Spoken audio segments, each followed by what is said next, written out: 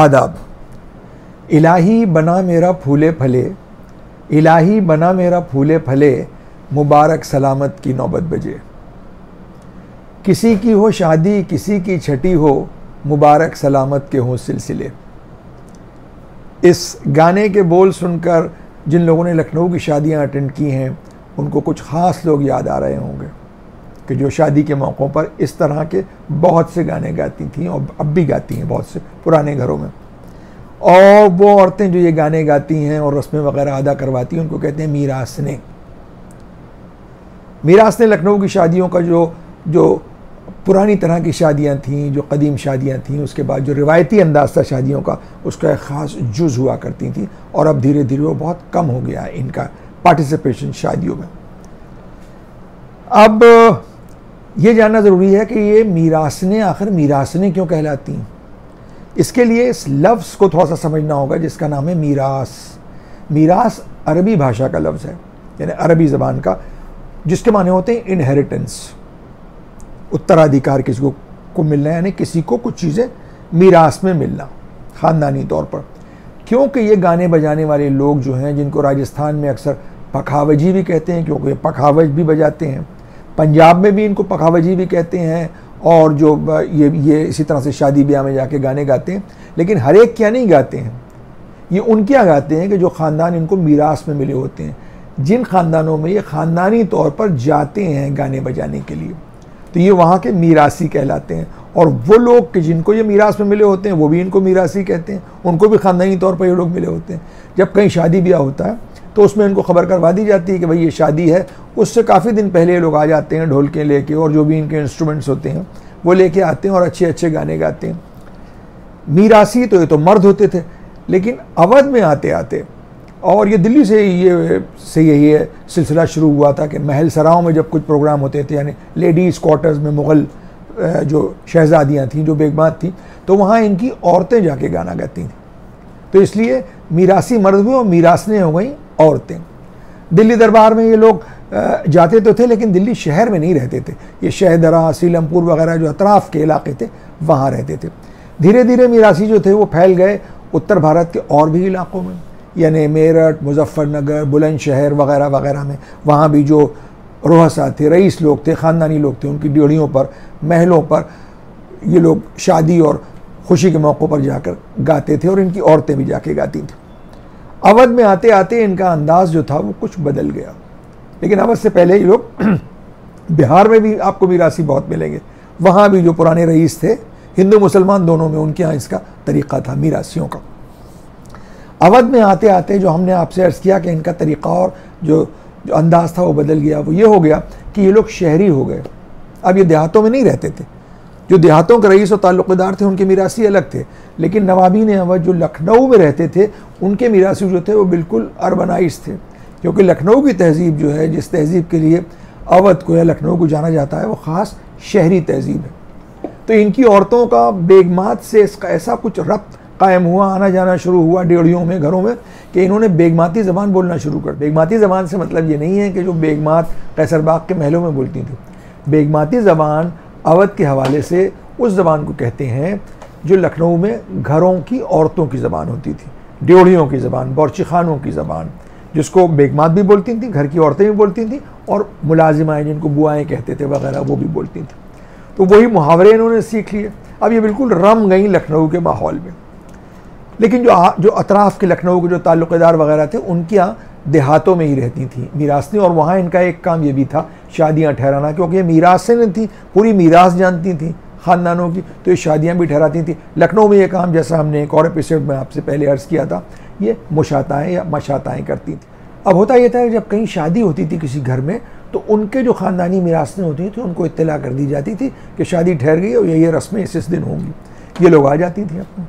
अब ये आ तो गई 4-5 औरतों का टोला, इनके साथ कुछ म्यूज़िकल इंस्ट्रूमेंट्स होते थे। हारमोनियम तो बहुत बाद में आया, पहले ढोलक, पखावज, और उसके साथ कभी कभी कुछ सारंगी नुमा भी एक इंस्ट्रूमेंट होता था जो औरतें बजाती थीं, ये मीरासने। अब ये आती तो थी, दिन भर घर पे रहेंगी, लेकिन ये घर के अंदर दालानों वगैरह में नहीं जाती थी।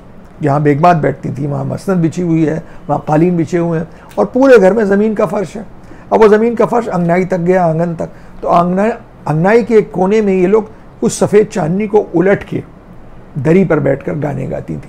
अभी देखिए उस ज़माने का कैसा तबकाती निज़ाम था, सामंती एक सोच थी, जागीरदाराना एक सोच थी कि लोगों में इस कदर डिफ्रेंसिएशन था स्टेटस को लेके कि ये जिन औरतों का रोल बहुत ज़्यादा ज़रूरी था इस शादी में, क्योंकि हम आपको बताएंगे ये और भी क्या करती थी शादियों में, उनको इस तरह से बिल्कुल अलग थलग एक कोने में बिठाया जाता था। बहरहाल अब ये मीरासनें जो थी, ये गाने जो गाती थी वो ज़्यादातर डिवोशनल किस्म के होते थे, भजन किस्म के, जिसमें मनक़बत होती थी, सलाम होती थी, सलाम वगैरह होते थे। जैसे एक बहुत हमें याद आ रहा है कि ये गाना गाती थी कि कर दो करम का इशारा मोहम्मद, न छोड़ेंगे दामन तुम्हारा मोहम्मद। और बड़ी उम्दा इसमें धुन होती थी, ढोलक बहुत अच्छी बजती थी। और बड़ी लाज खैबर में रख ली अली ने कि पत्थर पे गाड़ा निशान मोहम्मद, ये गाती थी। फिर एक ख़ास फ़ारसी की नज़्म है जो मीरासी हमेशा गाते हैं, वो ये होती है कि साक़िया बादओ पैमाना मुबारक बाशद, नहीं इससे पहले बरतोई महफिल शहाना मुबारक बाशद, साक़िया बादओ पैमाना मुबारक बाशद, ये हमेशा गाती हैं ये लोग। अब फ़ारसी तो ना कोई सुनने वाले ज़्यादा जानते हैं ना गाने वाले जानते हैं, तो इसके मिसरे जो हैं वो कुछ उल्टे सीधे भी हो जाते हैं, लेकिन ये उसी धुन में गाई जाती है जैसे हमेशा से इसको गाया जाता है। और ये एक बहुत अहम जुज़ है मीरासियों का मुबारक सलामत गाने का, बरतोई महफिल शहाना मुबारक बाशद। गाने बजाने के अलावा मीरासनों का एक रोल और भी होता था, रस्में अदा करवाना। यानी शादी की जो रस्में होती हैं वो खड़ी होकर सर से ओढ़े हुए, ये सूती किस्म के गरारे ज़रा ऊंची गोट के लोग पहनती थी। ऊंची गोट से ज़्यादा ऊंचे होते थे गरारे, क्योंकि काम वाम करना पड़ता था। बेगमातों को जो गरारे होते हैं वो ज़रा लंबे होते हैं, क्योंकि उनको ज़्यादा काम वाम नहीं करना पड़ता था। तो जो वर्किंग लेडीज़ होती थी उनके गरारे ऊँचे होते थे, क्योंकि उनको चलना फिरना ज़्यादा पड़ता था। तो सूती गरारे में हमने इनको देखा और दुपट्टा ओढ़े हुए, और ये आके खड़ी हो गई, अब मांझा हो रहा है, जैसे दुल्हन को चौकी पर बिठाया जा रहा है। तो ये कहेंगी जो भी उनको पींडियाँ दे रहा है हाथ में कि दीजिए इनको, बेगम साहब इनके हाथ में पींडियाँ दीजिए। फिर उनसे दुल्हन से कहा कि साहबजादी अब इनको आप सीधे हाथ से वापस कीजिए। इस तरह के जो भी उसमें जो रस्में होती हैं उसको ये अदा करवाती थी।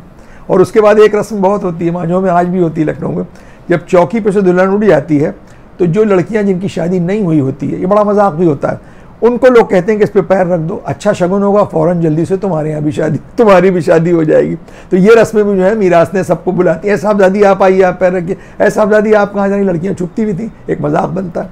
बहरहाल उसके बाद एक रस्म मीरासियों की और हमें याद है, जो मीरासनें थीं, जब शादी हो गई, अक़्द हो गया, निकाह हो गया, उसके बाद अब बारात बैठी है बाहर, हंसी ठट्टे हो रहे हैं या कहीं मुजरे हो रहे हैं, कहीं कुछ हो रहा है, वो सब जो होता था, कहीं भांडों का नाच हो रहा है। फिर एक वक्त आता है रुखसती से पहले कि दूल्हा को औरतों में भेजा जाता है रस्मों के लिए, आरसी मुसफ़ है या और कुछ उसमें जो होती हैं रस्में, पहलियाँ वगैरह जो होती हैं, उसके लिए भेजा जाता है। तो जब दूल्हा ड्योढ़ी से अंदर दाखिल होता है तो ये जो मीरासनें होती हैं ये बीड़े ज़मीन पर रख देती हैं कदमों की दूरी के ऊपर।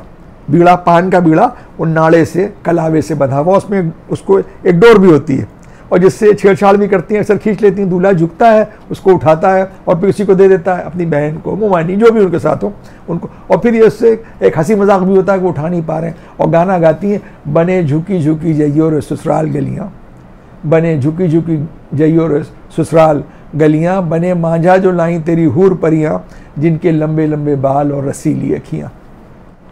जैसा कि हमने आपसे अर्ज़ किया कि मीरासनें जो हैं वो गाती तो अच्छा है ही, इनके गले अच्छे होते हैं, मौसीकी से इनकी वाक़फ़ियत भी होती है, राग रागनियाँ भी थोड़े बहुत जानती हैं। लिहाजा शादी ब्याह के बाद मीरासनों का एक रोल जो है वो मुहर्रम की ज़रानी मजलिसों में भी होता है, जो औरतों की मजलिसें होती हैं, उसमें ये सोज़ पढ़ती हैं। सोज़ होता है कि गम के जो नौहे हैं, मरसिए हैं, जो मॉर्नफुल सॉन्ग्स जो हैं जिसको कहेंगे, उसको ये लोग बहुत अच्छे अंदाज से, वो तकरीबन सेमी क्लासिकल तरीके से उसको पढ़ती हैं। मर्दों में ये काम सोज़ खान करते हैं, वो मर्द होते हैं, लेकिन औरतें सोज़ खान नहीं होती हैं। इसलिए मीरासनें जो हैं वो अक्सर महलों में, ड्योढ़ियों में और भी जहाँ जहाँ जो इनके घर होते हैं वहाँ जाके मरसी और सोज़ वगैरह पढ़ती हैं। लोरपुर, पीरपुर, लहरपुर और आपके बिलहरा और महमूदाबाद के मीरासनें तो बहुत मशहूर हैं जो मजलिसों में मरसिए पढ़ती हैं। इसके अलावा लखनऊ के करीब बाराबंकी, जिसको दरियाबाद भी कहते हैं, वहाँ मसौली और बड़े गांव जो किदवाइयों का जो एक गढ़ है, वहाँ की मीरासनें भी बहुत मशहूर हैं।